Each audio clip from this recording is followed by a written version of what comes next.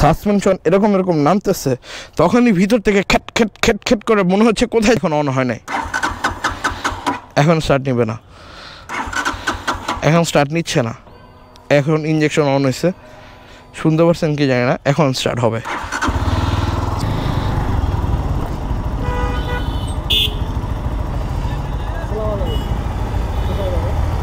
হ্যাঁ বুঝিনি, কোথায় যাবেন? শিরিন আন্টিতে বাসায়।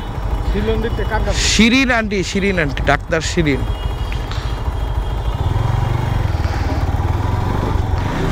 তো ব্যাপারটা হচ্ছে যে এখানে এটা রেস্ট্রিক্টেড এরিয়া, বাট এখানে কেউ ঢুকতে পারে না সহজে।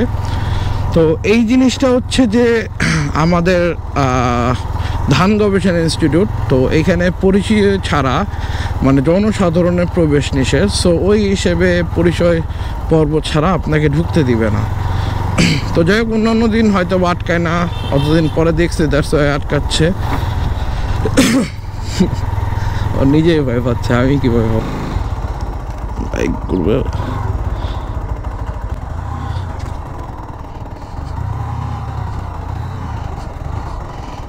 জাস্ট একটু ধরলেই হবে। এখানে গাড়িটা পড়ে যাবে এদিকে, নাহলে বাইক পড়ে গেছে ওই পাশে।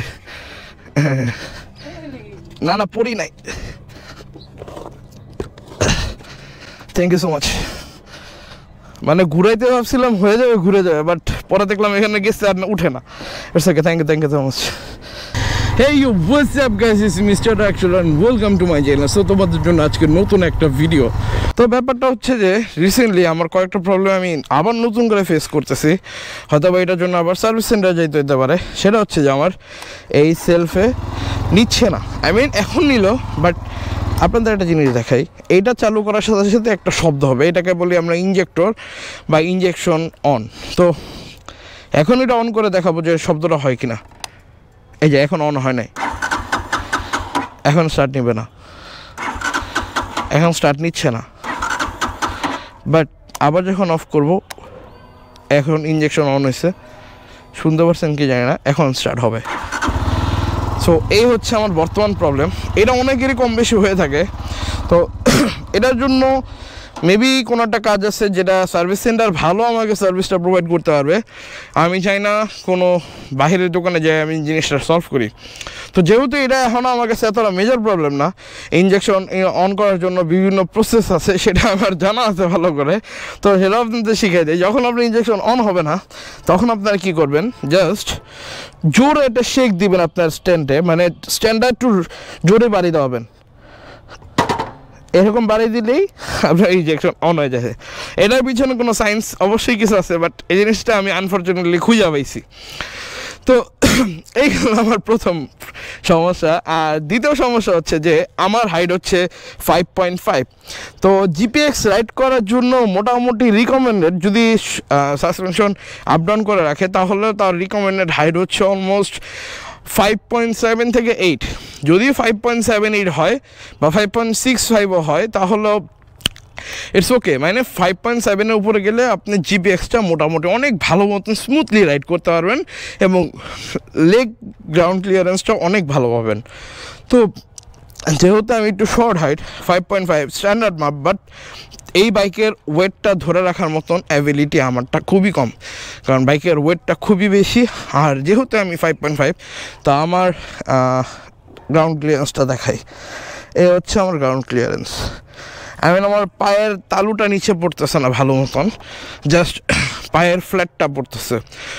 তো এইটার সমস্যা কী হয়েছে, আমি যখন হাইটটা নামাইছি, হাইটটা নামানোর পরে একটা সমস্যা হয়েছে, সেটা হচ্ছে যে এটা হচ্ছে 7 লেভেল মনোশক। তো 7টা ঘাট থাকে, আপনি 7 জায়গায় অ্যাডজাস্টমেন্ট করতে পারবেন, আপ ডাউন, নিচে উপরে নিচে, যে কোনো ওয়েতে আপনি যে কোনো ঘাট নিতে পারবেন। বাট আমার যখন হাইটের সমস্যা ছিল, তখন আমি 1 নম্বরে নিয়ে আসছিলাম। 1 নম্বরে আনার পরে একটা সমস্যা ফেস হয়েছে, সেটা হচ্ছে যে সাসপেনশন যত নিচে নামে, আই মিন যখন একটা সাসপেনশন এরকম এরকম নামতেছে, তখনই ভিতর থেকে খ্যাট খ্যাট খ্যাট খ্যাট করে মনে হচ্ছে কোথায় জানেন একটা বাড়ি খাচ্ছে। ব্যাপারটা হচ্ছে স্প্রিংটা, এই যে স্প্রিংগুলো আছে, এই স্প্রিংগুলো এসে একটার সাথে বাড়ি খাচ্ছে, এটার একটা আওয়াজ হচ্ছে। তো এই জিনিসটা ভাইবা তো আমি পুরো ভয় পেয়ে গেছিলাম। পরে সাথে সাথে জিপিএক্সে নিয়ে গেছি, অ্যান্ড তারা বলতেছে যে ভাই আপনি যে সাসপেনশনটা ডাউন করছেন, এই কারণে সাসপেনশনের ভিতরে যে র্যাপটা আছে, যে এই যে জিনিসটা লাল লাল জিনিসটা, ওই জিনিসটা একটার সাথে বাড়ি হচ্ছে, এটা সাউন্ড হচ্ছে। তো পরে বললাম যে দেখ, এই শব্দ তো বিরক্তিকর, এর চেয়ে আমি ক্র্যাশ করতে রাজি, বাট এই শব্দ শুনতে আমি রাজি না আমার বাইকের ভিতরে। তো আমি কী করলাম, আরও 2 গার্ড বাড়াইলাম। এখন আমার লেভেল 3-তে দেওয়া আছে। তো এখন মোটামুটি গ্রাউন্ড ক্লিয়ারেন্স তো দেখাইলামই, বাট এর আগে গ্রাউন্ড ক্লিয়ারেন্স অনেক ভালো ছিল, বাট ওই খ্যাট আওয়াজটা ছিল। কিন্তু এখানে একটা সুবিধার ব্যাপার আছে, যতটা বিরক্তিকর ততটা সুবিধা।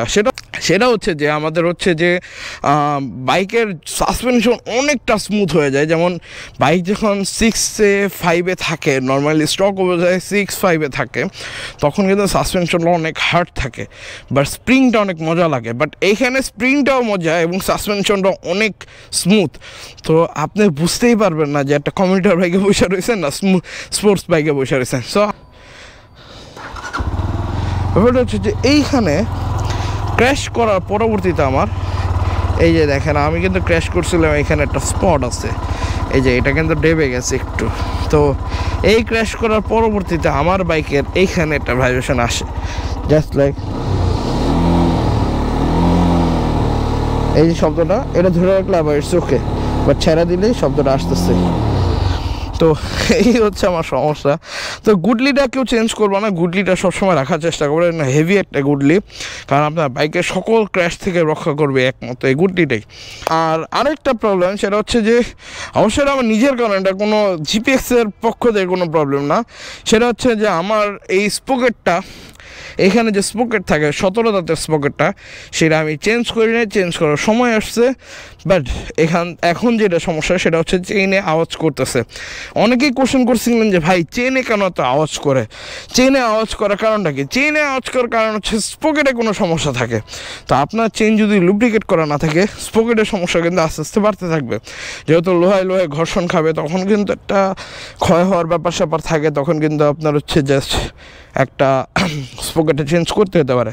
তো আমার স্পকেট চেঞ্জ করা দরকার ছিল, বাট এই মুহূর্তে ঈদের আগে আমার কাছে ক্যাশ নাই, দ্যাটস ওয়াই আমি কী করলাম, স্পকেটটা খুলে জাস্ট উল্টা করে লাগাই দিয়েছি। এখন it's okay, but as soon as possible আমি স্পকেটটা চেঞ্জ করব।